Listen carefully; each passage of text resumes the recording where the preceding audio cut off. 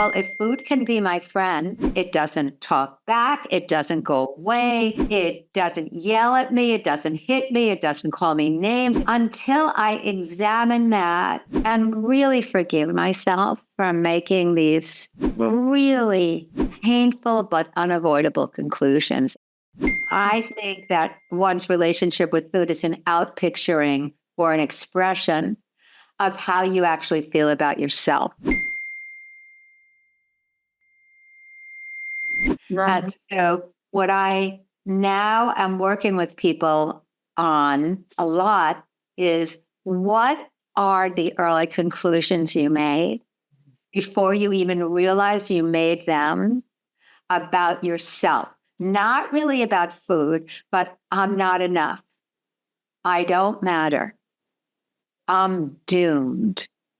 I'm irrelevant. I'm giving you just quite a few that I've had about myself and that my students have had. When you come from I'm irrelevant, I don't matter, and that's unexamined or unnamed, then who the hell cares about what you do with food? Because you don't matter. It's never going to work for you. You don't matter. You're doomed. Why should I even put out this kind of energy?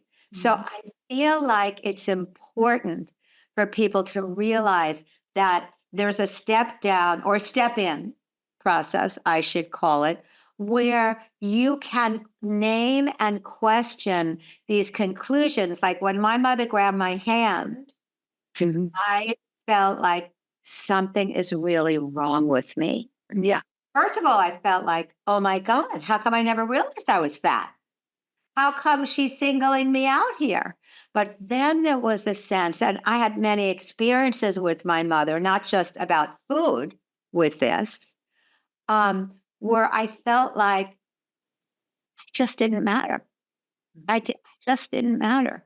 And there was a sense of just wanting the earth to swallow me up. I felt like, well, if food can be my friend, if I can have sweetness, then at least that is something. My food gets to be my friend. It doesn't talk back. It doesn't go away. It doesn't yell at me. It doesn't hit me. It doesn't call me names. It's always there. And it's sweet. And so sweet things and forbidden love, God, because I felt like I was never the kind of girl a mother could love. And I wasn't because I was fat. I made that conclusion. That was my conclusion. And so if only I could be thin, I would be lovable. But then all I wanted was sweet things because they were forbidden. And I kept feeling like, well, if I was thin, then I could eat those sweet things. And if I was thin, I'd have my mother's love and then I'd be able to eat sweet things.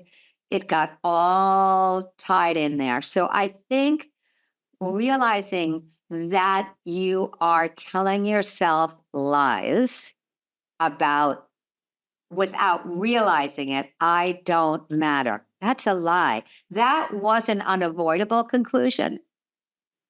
I mean, kids don't know any better. And they take what's ever happening out there to mean something about me. So she's acting like that. So I must not matter.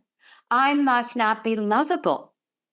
And until I examine that and really forgive myself for making these really painful but unavoidable conclusions. And then once you see that they're actually not true, and of course, some conclusions you have to work with over and over and over and over again because they were inscribed before you could talk. I remember one of my absolute favorite moments, although painful. My daughter was maybe 10 and we were skiing and she fell and hurt herself and she's crying. And we go back to my mother's house in the Alps and all she could do is say, would you like Nutella? Would you like some ice cream? Would you food, food, food, food? And my daughter's just sobbing. And at some point she looked to my mother and she said, I'm just sad. I'm just in pain and I'm sad. And I sat there and I felt that is I felt the but I also felt this is what was done to me. Like I would come home Yes. sad, I Right. would come home with any feeling, and it would just be like shoving down your throat with Nutella when we Yes. store. And it was just such an awakening of how uncomfortable she was, my mother, how uncomfortable she was with an expression of sadness or feelings Yes. around you. Right. Yes.